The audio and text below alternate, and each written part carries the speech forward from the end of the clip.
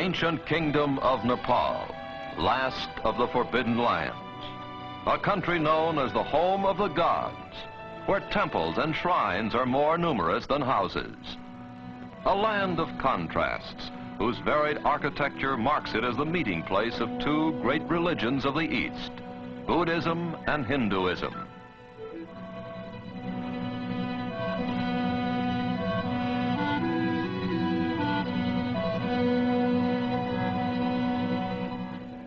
A land where primitiveness and ritual go hand in hand with friendliness and laughter.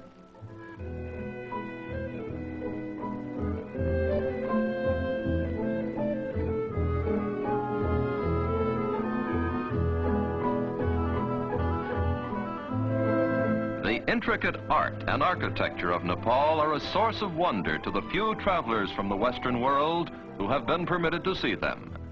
They bear testimony to the genius of a tribe of master craftsmen, the Newars, the original inhabitants of Nepal.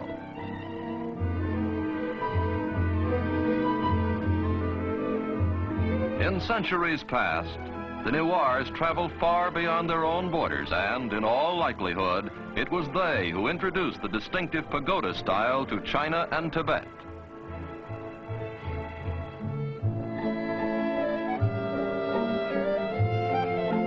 One of the crowning achievements of Newar architecture is the Temple of Bodhina, the magnet of all the great Buddhist pilgrimages. Fluttering prayer papers give the temple a festive air, while the glaring eyes of Buddha remind the faithful that their activities are being watched.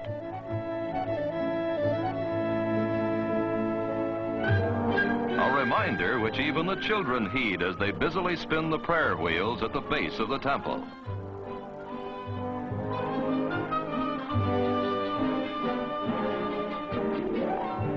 The 7 million inhabitants of Nepal live in a country ringed by mountains and guarded by jungle. There has been practically no contact with the Western world. For hundreds of years, each generation has known a primitive way of life, hardly any different from that of the generations preceding it.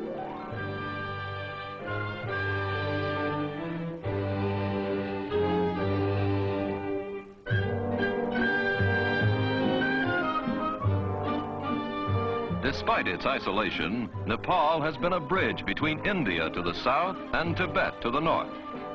The mixture of these two civilizations has resulted in a bewildering variety of Nepalese costumes, customs, complexions, and, of course, eating habits.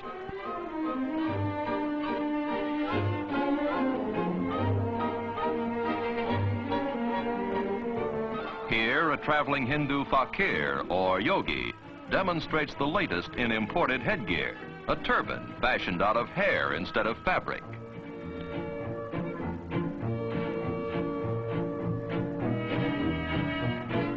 Ah, a perfect fit. This hairdo is much simpler. Only a top knot remains to lift the youngster to heaven should he die. Like women everywhere, the fair sex of Nepal have a flair for decoration.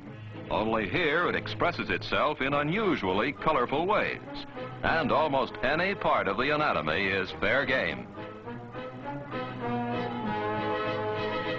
The Nepalese housewife has good cause for smiling. She's her husband's bank account.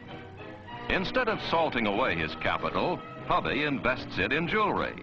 A man's wealth can actually be gauged by the decorations sported by his ever-loving spouse.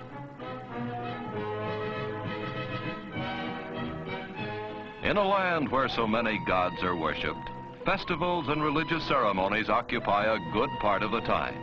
Almost every day is a holiday.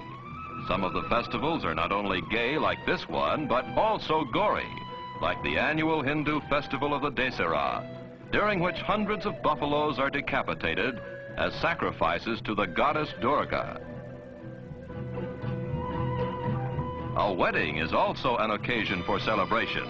It's an expensive affair, but not for the blushing bride. Her trousseau and ornaments are paid for by the groom, who also foots the bill for all the expenses of the elaborate ceremony.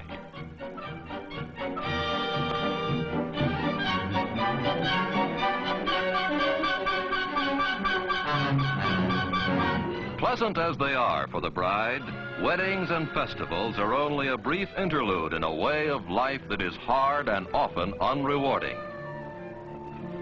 The soil is poor, the tools of agriculture are primitive, and even when a crop does grow, it's often raided by sacred monkeys and other animals which cannot be harmed.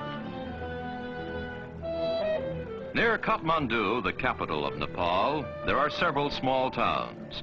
One of these is Pashupati, the doorway of death. The townspeople do a thriving business carrying bundles of wood. For the great desire of the Hindu is to be cremated here and then set afloat in the holy waters of the Bagmati River.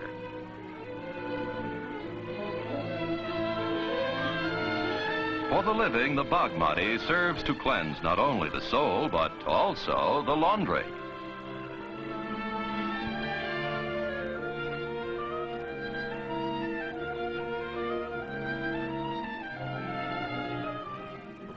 And now we come to the ruling tribe of Nepal, the Gurkhas. Almost 200 years ago, the ancestors of these soldiers defeated the Newars in bloody battle and took over the top spot in the kingdom. Since then, both the army and the government of Nepal have rested firmly in Gurkha hands.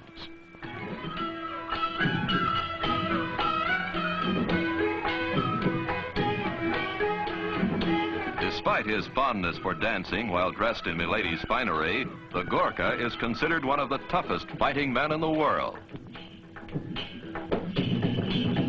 Gurkha regiments have fought valiantly in the British Army for many years. During the First World War, a quarter of the male population of Nepal, some 200,000 Gurkha soldiers left their women, families, and entertainment behind and distinguished themselves in combat abroad.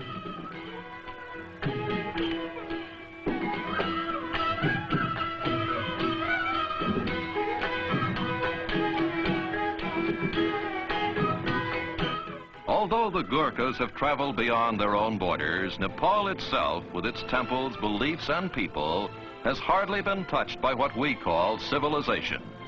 It remains a land of savagery, simplicity, and beauty. A land which only now is beginning to reveal its secrets and its splendors to a curious world.